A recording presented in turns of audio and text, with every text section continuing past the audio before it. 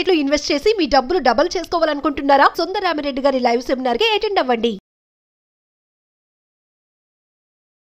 నమస్తే జయ. రమగారు, పతివ్రతల కథలు చాలా ఉన్నాయి మనకి. మనం కూడా కొన్ని డిస్కస్ చేసాము. చాలా రోజులు అయినట్లు అనిపిస్తోంది నాకు. మరి అలాంటిది ఏదైనా ఒకటి చెప్పుకుందామా? ఇప్పుడు మనం పతివ్రత కథలు చెప్పంగానే అమ్మాయిలందరూ మామూలుగానే మీరన్నీ మాంసకే చెప్తారు, అమ్మాయిలే బుద్ధిగా ఉండాలంటారని నా మీద ధ్వజం ఎత్తి పోట్లాడుతున్నారు. మన ఛానల్ ఏది కదండి, మన ఛానల్ అది. నేను ఇంతసేపు అలాగే అంటే మగపిల్లల్ని సపోర్ట్ చేస్తున్నట్టు ఆడపిల్లలకి అన్ని చెప్తున్నట్టు అబ్బో చాలా మంది అడుగుతుంటారు. ఇప్పుడు చెప్పబోయే మీరు అబ్బాయిల పేర్లు చెప్తారు కదా, అబ్బాయి అని. రమగారికి అబ్బాయి ఉన్నారు కాబట్టి అబ్బాయినే మెన్షన్ చేస్తారు. ఇది కూడా అంటారు. అంటే అది అలవాటు అయిపోయింది కదా. మామ్స్ మీరు ఎవరు కంగారు పడద్దండి, నాకు కూతురు ఉంది. సో నేను డెఫినెట్ గా అమ్మాయి మాట్లాడిస్తారు అమ్మగారిని. అదే ఇప్పుడు ఎలా అంటే మేము చాలా మంది సిస్టర్స్ కదా జయ. చివరి 4 లో మా నలుగురిలో ఒక్కక్కకి అమ్మాయి ఉంది. మిగిలిన ముగ్గురికి తలా ఒక 2 అబ్బాయిలే. ఈ బాయ్స్ ఎక్కువగా ఉంటాం. మా ఇంట్లో కూడా అంటే మా వారి వైపు కూడా అందరు మగపిల్లలే. చాలా లేట్ గా ఒక చిట్టి పాప అయ్యి మాకు. ఆడపిల్లల పేర్లు చెప్పడానికి కానీ ఆడపిల్లల బట్టలు కొనడానికి కానీ అవకాశం భగవంతుడు బాగా ఇవ్వాల. నాకు కొంచెం తక్కువ ఇచ్చాడు. నాకు చాలా అమ్మాయిలు ఇష్టం కానీ అలా ఇవ్వలేదు. మరి ఏం చేస్తాం, అందుకని ఇది అలవాటైపోయి వాడు అంటుంటాను నేను. ఎంతసేపు వాడని ఎందుకంటారు? ఒకవేళ అమ్మాయిని చూడండి, ఇంకోటి ఉంది. ఇప్పుడు వాడు మగవాడు అలా అనేస్తే బాగానే ఉంటుంది. అమ్మాయిని అది ఇది అంటే అమ్మాయిని అది ఇది అంటున్నారని ఏకవచన ప్రయోగం చేస్తున్నందుకు కూడా కష్టం వస్తూ ఉంటుంది. అంటే మనకి వినటానికి కూడా అంత అనిపించదు. డైరెక్ట్ గా పిలవటానికి అది ఇదని ముద్దుగా చెప్పుకుంటాం కానీ ఇట్లా మనం మాట్లాడేటప్పుడు అది ఇదనే ఆ వర్డింగ్ అంత అనిపించదు రమ్మగారు. అవును, అంటే మీకు అలవాటు కాబట్టి అది ఇదని మాట్లాడగలుగుతాం. తెలియని పర్సన్ గురించి మనం మాట్లాడలేకపోతాం. అయితే ఇప్పుడు చెప్పే కదా, ఇప్పుడు మామూలుగా పతివ్రతల కథలు అంటే మనకి సీత, అనసూయ, సావిత్రి, అరుంధతి వీళ్ళందరినీ పతివ్రతల కథలు చెప్పుకోవాలి. మనం సుకన్య గురించి చెప్పాము. అదొక బెస్ట్ పతివ్రత కథగా నేను భావిస్తాను. చాలా మంచి కథ.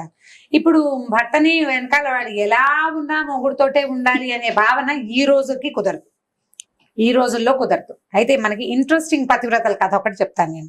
ఇది చాలా పాత కథ, చందమామ కథ. యాక్చువల్ గా ఈ మధ్య ఒక ఫ్రెండ్, సీత గారండి నా ఫ్రెండ్, వాళ్ళ అత్తగారు ఏం పతివ్రతలమ్మా మీకు తెలుసా, భూలోకంలోనే పతివ్రతలు ఎక్కువ దేవుళ్ళ కంటేనండి ఒక కథ ఇప్పుడో చెప్పారు. ఓ 2-3 రోజుల క్రితం గుర్తొచ్చారు సీతగారు, అత్తగారు ఎందుకో గుర్తొచ్చి ఆవిడ చెప్పింది ఈ కథ నాకు గుర్తొచ్చింది అనమాట. బాగుంటుంది, ఇంట్రెస్టింగ్ గా. మీరు పిల్లలకి చెప్తారో మీలో మీరే చెప్పుకుని నవ్వుకుంటారో మీ ఇష్టం. అయితే ఒకసారి ఒక పతివ్రతల సభ జరిగింది ఒకసారి స్వర్గంలో, దేవలోకంలో అన్నమాట. మన లక్ష్మీదేవి, పార్వతీదేవి, సరస్వతీదేవి, మన ముగ్గురు. అక్కడి నుంచి శచీదేవి ఇంద్రుడి భార్య, అష్టదిక్పాలకుల భార్యలు అంతాను. అక్కడి నుంచి మన భూలోక పతివ్రతలుగా మనం భావించే సావిత్రి, తర్వాత ఏమో మన అనసూయ, అరుంధతి, ఇంకొక ఆవిడ ఎవరో ఉంది. అనసూయ, అరుంధతి, సావిత్రి కాకుండా భర్తను సతీ, సుమతి, ఇలా మొత్తం మనం చెప్పుకునే నానా రకాల అత్యద్భుతమైన పతివ్రత కథల్లో ఉన్న పతివ్రతామతలంతా చేరారు. నేను గ్రేట్ అంటే నేను గ్రేట్ అని ఒక లేడీస్ మీటింగ్ పెట్టుకుంది. మామూలుగా మనం లేడీస్ మీటింగ్ అంటే జనరల్ కిటీ పార్టీస్ లో కూడా ఏం చేస్తాం, మా ఇంట్లో మేము ఆ వంట చేస్తాం, ఈ వంట చాలా బాగా కుదిరింది, మా వాళ్ళంతా మెచ్చుకున్నారు ఒకటి. లేదా సీతగారు ఎవరో మా సీతగారు ఎంత బాగా చేశారో కూర, సీతగారు చేసిన పచ్చళ్ళు అదిరిపోతాయని ఒకళ్ళకి పట్టం కడతాం. మిగిలిన వాళ్ళంతా సీతగారు వాళ్ళ అత్తగారు వచ్చినప్పుడు భలే బాగా చేశారండి, సీతగారు పట్టు చీర కట్టుకున్నారు ఎంత బాగుందో అని మనం అంతా కలిసి ఒక ఆవిడకి పట్టం కడతాం. లేకపోతే ఎవరికి వాళ్ళం పట్టం కట్టుకుని మాట్లాడుకుంటాం. జనరల్ గా లేడీస్ మీటింగ్స్ లో జరిగేది ఇదే. మీరు ధ్వజం ఎత్తకండమ్మా నా మీద, సహజంగా జరిగేదే చెప్తున్నాను.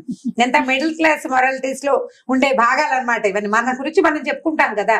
ఇవాళ టీవీలో చూసి ఒక పచ్చడి చేశాను, చాలా బాగా వచ్చింది. నువ్వు చెప్పిన పచ్చడి చేశాను, బాగా కుదిరిందని సాధారణంగా చెప్పం. టీవీలో చూశాను, యూట్యూబ్ లో చూశాను, అలాంటివి చెప్తాం. పుస్తకాలు మా చిన్నప్పుడు పుస్తకంలో ఉండేది, నేనైనా అంతే. మన ముందున్న మనిషిని మనం పొగడలేమండి. మన వెనక మనకి కనిపించని, మనకి దూరంగా ఉన్న వాళ్ళని సహజంగా వాళ్ళలో మనకి నచ్చినా నచ్చకపోయినా వాళ్ళ పేరు జయ ఒప్పుకుంటుంది కాబట్టి అందరూ ఒప్పుకోవాల్సింది. సో ఇప్పుడు వీళ్ళంతా ఇలా డిస్కషన్ పెట్టుకున్నారు. కొంతమంది ఏమో పార్వతీదేవి గొప్ప అన్నారు, కొంతమంది శచీదేవి గొప్ప అన్నారు, కొంతమంది సతీ సుమతి గొప్ప అన్నారు. వాదించుకున్నారు, ఏమి అవల, ఎవరిళ్ళకి వాళ్ళు వెళ్ళిపోయారు. మళ్ళీ ఇంకోసారి మీటింగ్ పెట్టుకుని దీన్ని సాధించాలనుకున్నారు. Very good. ఈ ఇళ్ళకి వెళ్ళిపోగానే సరస్వతీదేవి ఏమిటండి వీళ్ళు ఎవరు నన్ను గుర్తించరు, నేను ఎంత పతివ్రతను కాకపోతే మీ నాలుక మీద నన్ను పెట్టుకున్నారు అని సరస్వతీదేవి ఇంటికి వెళ్ళి భర్తకు చెప్పింది. లక్ష్మీదేవి ఏం చేసింది, ఆవిడ వెళ్ళి ఇంటికి వెళ్ళింది కదా ఆవిడ కూడా, వీళ్ళంతా పతివ్రతలా వాళ్ళ మొహమాండి నన్ను కాబట్టి మీరు చెస్ట్ లో హృదయంలో పెట్టుకున్నారు, ఎప్పుడు నిత్యం నేను మీతోటే ఉంటా, నిత్యానపాయం నేను, నాకంటే పతివ్రత ఎవరుంటారు, వాళ్ళ పేర్లు వీళ్ళ పేర్లు చెప్తున్నారు అందరూ నామినేషన్లకి, నాకేమీ నచ్చలేదండి వీళ్ళందరూ ఏమిటి ఇలా ఉన్నారని లక్ష్మీదేవి పార్వతీదేవి ఇంటికి వెళ్ళింది. ఆవిడ అంటుంది నేను సగభాగాన్ని మీలో, శివుడు లేనిదే అసలు శివాగ్ని లేనిదే శివైనా పుట్టదు, అలాంటి సాక్షాత్ పరమశివుడిలో సగభాగాన్ని అయిన నేనుండగా మిగిలిన వాళ్ళంతా వాళ్ళ పేర్లు వీళ్ళ పేర్లు సజెస్ట్ చేస్తున్నారు, ఏమీ నచ్చలేదు నాకు, ఏమిటో వీళ్ళ ధోరణి, ఆడాళ్ళు ఇలాగే ఉంటారని ఆడవాళ్ళ మీద తన ఉద్దేశాన్ని వెలిబుచ్చింది. ఇలా మాట్లాడుకున్నారు. అయితే నారదుడు త్రిలోక సంచారి కదా, ఆయన ఈ 3 ఇళ్లలోనూ విని ఇంకా ఇంద్రుడి ఇంటికి వెళ్ళి అక్కడికి వెళ్ళి ఇక్కడికి వెళ్ళి అందరిళ్ళకి వెళ్ళి చూశాడు. సతీ సుమతంది మా ఆయనకి కుష్ఠరోగం వచ్చినా కూడా ఆయనకి ఎక్కడ వేసి దగ్గరికి తీసుకెళ్ళమంటే అక్కడికి బొట్లో కూర్చోబెట్టి తీసుకెళ్లాను.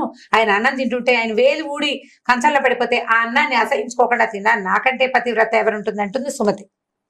సావిత్రి అంటుంది నేనేమో యమధర్మరాజు వెనకాల పడి ఆయన ఇంటి దాకా వెళ్ళి నా మొగుడు నేను లాక్కొచ్చుకున్నాను, నాకంటే పతివ్రతలు ఎవరండి అని సావిత్రి అంటుంది.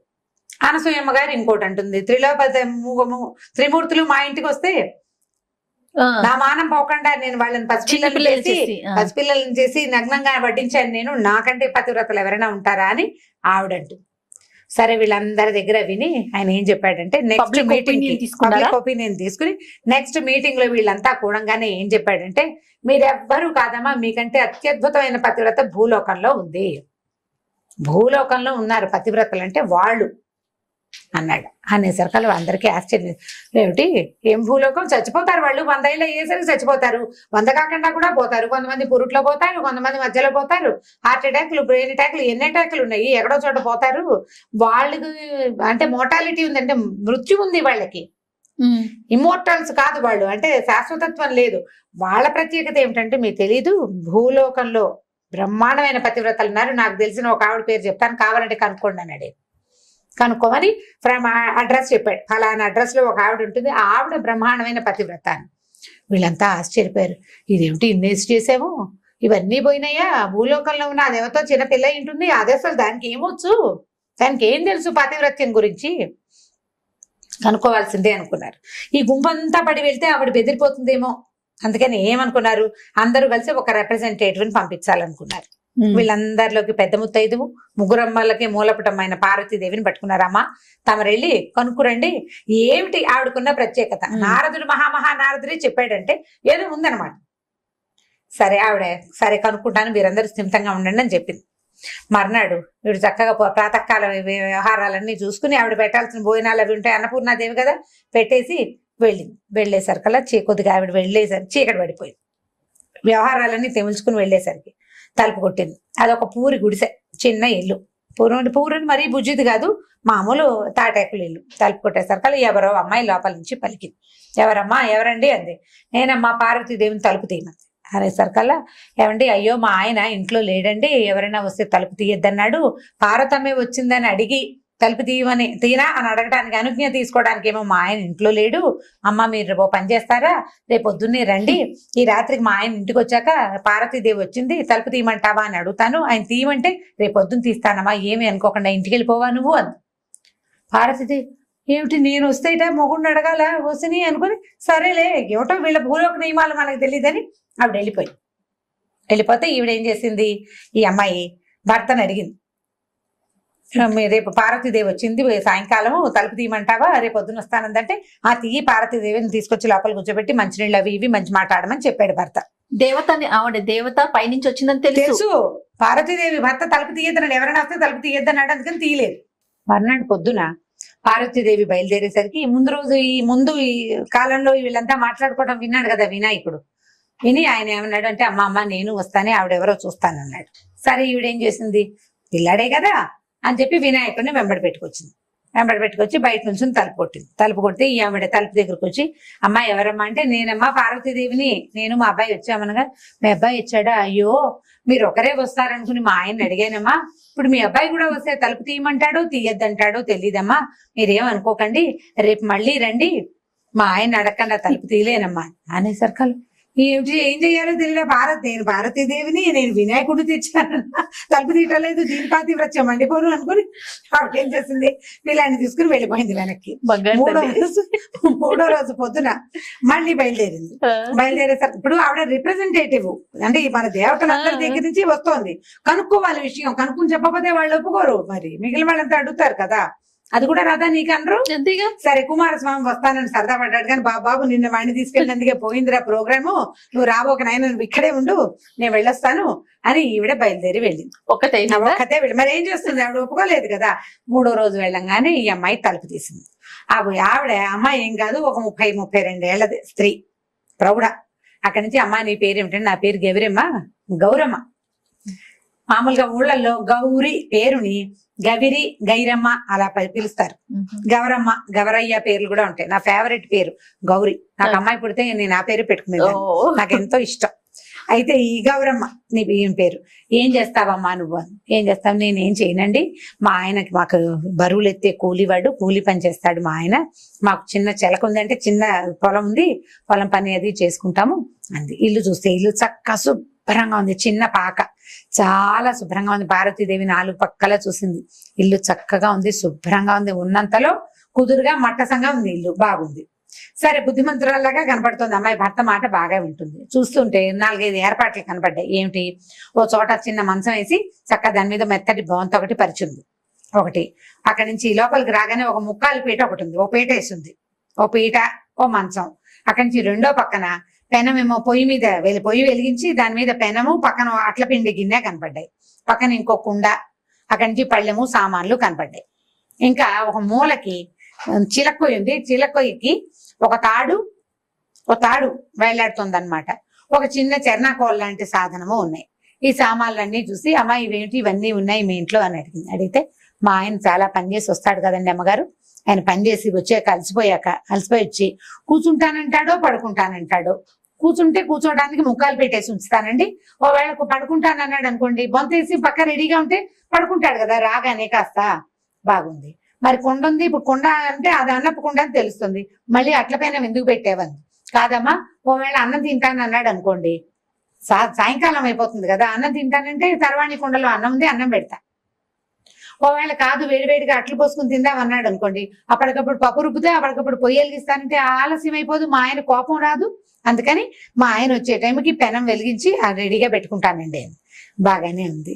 అంటే పడుకోవడానికి కూర్చోడానికి సాధనాలు ఉన్నాయి, తిండికి 2-3 సాధనాలు పెట్టింది. చిన్న ఇల్లు, వాళ్ళ ఇంట్లో ఏముంటాయి. మరి ఇదేమిటమ్మా, ఇక్కడ తాడు, ఇక్కడ చెర్నాకోల ఉన్నాయి, వీటితో ఏం చేస్తారంటే, అదేనండి మా ఆయనకి అప్పుడప్పుడు కోపం వస్తుంది, అప్పుడు ఆయనకి నన్ను కట్టేసి కొట్టడం అలవాటు. నువ్వు సరిగ్గానే విన్నావు, కట్టేసి కొట్టడం అలవాటు. అప్పుడు ఆయన కోపం వచ్చాక ఆయన తాడు కోసం వాటి కోసం ఎక్కడ వెతుక్కుంటాడు. అందుకని ఏం చేస్తాను, ఈ తాడు రెడీగా పెడతాను, తాడేసి నన్ను ఈ గుంజ కట్టేస్తాడు. ఆ చెర్నాకోలు తీసి 2 దెబ్బలు కొడతాడండి. ఆయన కోపం తీరాక ఆయన పడుకుంటాడు. మెల్లిగా ఎప్పుడో ఆయన కోపం తీరలేచాక కట్లిపితే అప్పుడు అన్నం పెడతానండి. ఇలాగ అలవాటండి అని పార్వతీదేవి నిర్కాంతిపోయింది. ఇదే పాతివ్రత్యం, మనము మిగిలినవన్నీ చూస్తున్నాం, అంతేగాని భర్తకి కోపం వస్తే నన్ను కొట్టడానికి ఏర్పాట్లు కూడా మనం ఎవరం చేయటం లేదు. ఇది నిజంగా మహాపతివ్రతే అనుకుని, అమ్మాయి చాలా సంతోషం అమ్మా, నీలాంటి బుద్ధిమంతురాల్ని కలిసినందుకు నాకు చాలా సంతోషంగా ఉంది, ఎంతో బాగుంది, చాలా బాగుందమ్మా, నేను వెళ్ళొస్తానని ఆవిడ అమ్మాయి బొట్టు పెడితే చక్కగా బొట్టు పెట్టించుకుని 2 అక్షంతలు వేసి ఆశీర్వదించి చల్లగా వర్ధిల్లు కలకాలం అని చెప్పి పార్వతీదేవి ఇంటికి వచ్చేసింది. ఇంటికి వచ్చాక అందరినీ పిలిచి చెప్పింది అనమాట. పాతివ్రత్యం అంటుంటే మనం అనుకునేదే పాతివ్రత్యం కాదు, పాతివ్రత్యంలో లెవెల్స్ ఉన్నాయి. ఎవరి పాతివ్రత్యం వాళ్ళది, నాదొకటి నీది ఇంకోటి. నేను ఇలా ఉన్నాను కాబట్టి ఇదే గ్రేట్ అని మనం అనుకోవడానికి వీల్లేదు. ఎవరి లెవెల్ ఆఫ్ పాతివ్రత్యాలు వాళ్ళకు ఉంటాయి. ఒకళ్ళు భర్తలకి ఇష్టమైన ఆహారం ఉండేవాళ్ళు, వాళ్ళ పాతివ్రత్యం అది. భర్తకి నచ్చినట్టుగా తయారయ్యే వాళ్ళు ఒక రకం. ఓకే, ఆయనకి ఏది ఇష్టమో అదే చేయాలనుకునే వాళ్ళు కొంతమంది. ఇంకొంతమంది ఉంటారు ఆయన చెప్పిన దానికి వ్యతిరేకంగా చేస్తూ ఆయన వెనకాలే ఉండేవాళ్ళు ఇంకొంతమంది, ఆదర్శపత్రులు. కాబట్టి పాతివ్రత్యానికి లెవెల్స్ తేడాయే గాని ఎవలాగైనా ఉండొచ్చు. దీన్నే పాతివ్రత్యం అంటారు, దీన్ని అనరు అని అనడానికి వీల్లేదు. కాబట్టి భూలోక పాతివ్రత్యం మహాద్భుతమైన పాతివ్రత్యం అని అందరికీ చెప్పిందట. ఆ తర్వాత వీళ్ళు ఈ మీటింగ్లు పెట్టి నేను గ్రేట్ అని చెప్పకూడదు, ఎవడ గ్రేట్ వాడితే నేను అక్కడి నుంచి ఆ ఏజెండా మానేశారనమాట అమ్మవార్లందరూ. దీని మీద మాట్లాడకూడదు, ఇవన్నీ మాట్లాడకూడని సంగతులు. ఇప్పుడు ఏది కరెక్ట్ ఏది తప్పు అనేది జీవితంలో ఎప్పుడు రాసి పెట్టి ఉండదు. మనదే కరెక్ట్ అనుకోవడానికి వీల్లేదు. మనతో ఉన్న వాళ్ళకి ఏం కావాలో అది మనం చేయగలుగుతామా లేదా అనేదే టాస్క్, టఫ్, అంతే. పాతివ్రత్యం నేను అనుకునేది కాదు, అవతల వాడు అనుకునేది. అది ఎప్పటికీ మీట్ అవ్వలేం మనం. కన్క్లూజన్ సరిగ్గా అర్థం చేసుకోండి. ఎప్పటికీ అవతల వాళ్ళకి కావలసినట్టుగా చేయడం ఎవ్వరి వల్ల కాదు. ఆడవాళ్ళని భర్తలు సాటిస్ఫై చేయలేరు అన్ని విషయాల్లో. కొన్ని చేస్తే కొన్ని చేయలేకపోతారు. అలాగే మగవాళ్ళని భర్తల్ని కూడా వాళ్ళకి బాగా నచ్చేలాగా ఉండటం మన వల్ల కాదు. కొన్ని చేయగలుగుతాం. కాబట్టి మనకి ఏది దొరికిందో దాని మీద సంతోషించాలి. చిన్న పిట్టకథ దీంతో పాటు చెప్తాను, మీకు ఇంట్రెస్టింగ్ గా ఉంటుంది. ఉద్దాలకుడు అని ఒక శిష్యుడు ఒక మహాగురువు గారికి. అయితే ఈ ఉద్దాలకుడు ఏంటంటే భార్య అసలు మాట వినేది కాదు. వీడి అదృష్టం అంటే ఏంటంటే వీడి గురువు గారి భార్య కూడా అసలు మాట వినేది కాదు. ఆయన ఎప్పటికప్పుడు ఆ భార్యతో పడలేక ఒరే పెళ్లిళ్ళు తీసుకోకుండా అని చెప్పేవాడు వాళ్ళ గురువు గారు. చెప్పేవాడు కానీ ఆయన పెళ్లి చేసుకున్నాడు, ఏదో సంసారం నడుస్తూ ఉండేది. ఓసారి ఏమైందంటే ఈ శిష్యులందరికీ చెప్పేవాడు కానీ ఎవరు దాని వాళ్ళు వీళ్ళకే లేక పెద్దవాళ్ళు బలవంతం వీడికే సరదా పుడుతుందో పెళ్లిళ్ళు చేసేసుకుంటారు. ఈయన ఏం చేశాడంటే పెళ్ళంతో విసిపోయి గురుగారు దేశ సంచారానికి వెళ్ళేసరికల్లా ఆ దేశ సంచారానికి వెళ్ళినప్పుడు ఈ ఉద్దాలకుడు ఇంటికి వచ్చాడు. వస్తే గురువు గారు వస్తున్నట్టు వార్త వచ్చి ఉద్దాలకుడు అడిగాడు భార్యని, ఏమే నీ పుణ్యం ఉంటుంది, మా గురువు గారు వస్తున్నారు, అసలే ఆయన భార్యతోటి పడలేక దేశాటానికి బయలుదేరాడు, ఏమీ గొడవ పెట్టుకోవద్దు దయచేసి, మా గురువు గారు ఉన్నంతసేపు 4 రోజులు ఈ ఒక్క రోజు 4 ఇక్కడ ఒకటే రోజు ఒక పూట భోజనం చేసి వెళ్ళిపోతారు. సాయంకాలం చల్లబడ్డాక పంపించేస్తా, ఆయన ఉన్నంతసేపు నేను ఏమైనా అంటే నువ్వేం పట్టించుకోకుండా ఉండాలి ప్లీజ్ అన్నాడు. సరే ఆవిడేమంది, సరే 100 వరకు ఓకే, 100 తిట్లు నువ్వు తిట్టినా నేనేమను, 100 దాటావో ఒప్పుకోను. ఈయనకి దొరికిందే ఛాన్స్ అనుకున్నాడు. తాట తీసేస్తానని చెప్పింది. ఈయన సరేనన్నాడు. అక్కడి నుంచి ఈయన రాగానే గురువు గారికి కయ్యమే నీ మొహమంట నీళ్ళు తీసుకురా అన్నాడు. తెచ్చింది. నీ దుంపదగా నీకు అది కూడా రాదేంటి అన్నాడు. ఇలాంటి తిట్లు నేను మంచి తిట్లు తిడుతున్నాను, నాకు అవే వచ్చు. బోలెడన్ని లకార మకార ప్రయోగాలతోటి మొత్తానికి కాబట్టి నానా తిట్లు తిడుతూ భార్యని తను ఎంత కంట్రోల్లో పెట్టాడో గురువు గారికి చూపించాడు ఉద్దాలకుడు.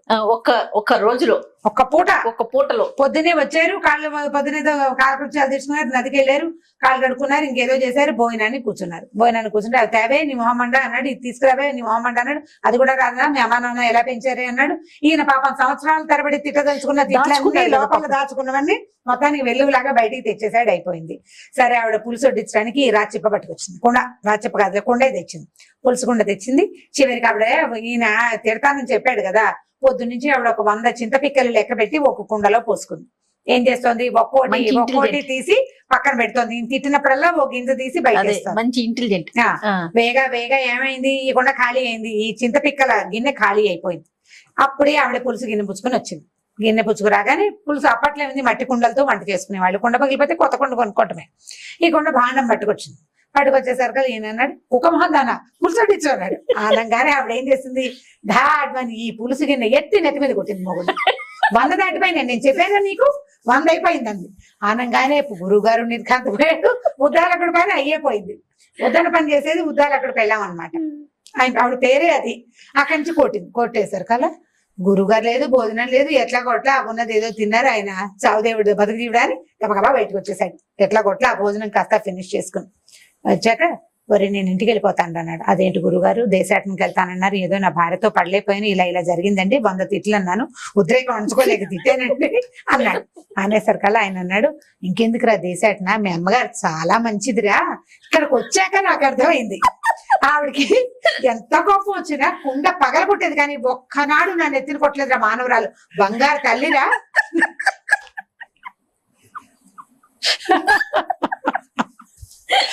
ఎంత మంచిది గురువమ్మ గారు, చాలా మంచిది. కుండ పగలగొట్టేది కానీ అవి విసిరేసేది, అంతేగాని నా నెత్తి మీద కొట్టలేదు. చూడు ఇప్పుడు గురువు గారు పెద్దవాడు అన్నం తింటాడని లేదే నీ పెళ్ళానికి, నీ నెత్తి మీద కొట్టిందా, నీ నెత్తి మీద ఆగిందా,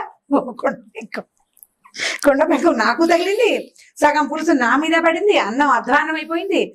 ఏదో పెద్దవాడిని భోజనానికి పిలిచాం, కనీసం బయట నుంచి వచ్చిన అతిథికి అన్నం పెడదామని ఇంకితం లేదురా నీ పెళ్ళానికి. దీనికంటే మా ఆవిడ చాలా మంచిది, పాపం ఏం చేస్తుందో తిట్టడానికి కొట్టడానికి మనిషి లేక ఎంత అవస్థపడుతుందో, నేను వెళ్ళిపోతాను రా అని గురువు గారి ఇంటికి వెళ్ళిపోయాడు. ఇప్పుడు పాతివ్రత్యం లెవెల్స్ చూసారు ఎలా మారిపోయినాయి. ఆవిడ గిన్నెలు విసిరేస్తుంది, ఇంట్లో నుంచి బయటకు వచ్చేసాడు ఈయన. ఈవిడ ఏకంగా నెత్తి మీదే పగల కొట్టేస్తుంది. కాబట్టి ఏది బెటర్మెంట్ ఇవి ఆలోచించుకుని ఈ కథని తల్లులు చక్కగా శ్రద్ధగా వినండి అమ్మా, బాగా అర్థం చేసుకోండి. ఈ 2 కథల్ని మీరు హస్బెండ్స్ కి చెప్పాలి. ఇప్పటిదాకా పిల్లలకి చెప్పే కథలే చెప్పాం. అవునండి. ఫస్ట్ టైం భర్తలకు చెప్పవలసిన కథలు నెంబర్ 1 శ్రీకారం చుట్టాం ఇవాళ. నేను ఎప్పుడైతే ఆన్ ఎయిర్ అవుతుందో ఫస్ట్ ప్రకాష్ కి చూపించాను. నేను మా వారు వింటూనే ఉంటారు ఈ కథ, నేను చెప్తూనే ఉంటాను. మీకు అది చెయ్యక కదా నేను ఎంత మంచిదానో మీకు అర్థం కావటం లేదని చెప్తుంటాను అప్పుడప్పుడు. చాలా బాగుందండి. ఈ 2 కథలు గుర్తుపెట్టుకోవాలి, వీటిని అవసరమైనప్పుడు వాడుతూ ఉండాలి జాగ్రత్తగా. మళ్ళీ మోతాదు మించకూడదు. నాకు మాత్రం చెడ్డ పేరు తేకూడదమ్మా. మీరు రమ్మగారు చెప్పారని చూపించదా? నా పేరు చెప్పకూడదు. రమ్మగారు మాకు ముందే చెప్పారని మాత్రం నన్ను చెడ్డ చేయొద్దు. నేను బంగారు తల్లినే మా ఇంట్లో. ఇబ్బంది పెడతారు కొంతమంది. అలాంటప్పుడు దీన్ని వాడుకోండి. ఈ 2 కథలు పూర్తిగా అమ్మాయిల కోసం, అంటే తల్లుల కోసం అని చెప్పడం లేదు నేను, అమ్మాయిల కోసం.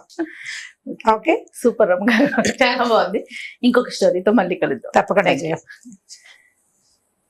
ఎండింగ్ కూడా రావట్లేదు, నాకు నవ్వు వచ్చేస్తుంది.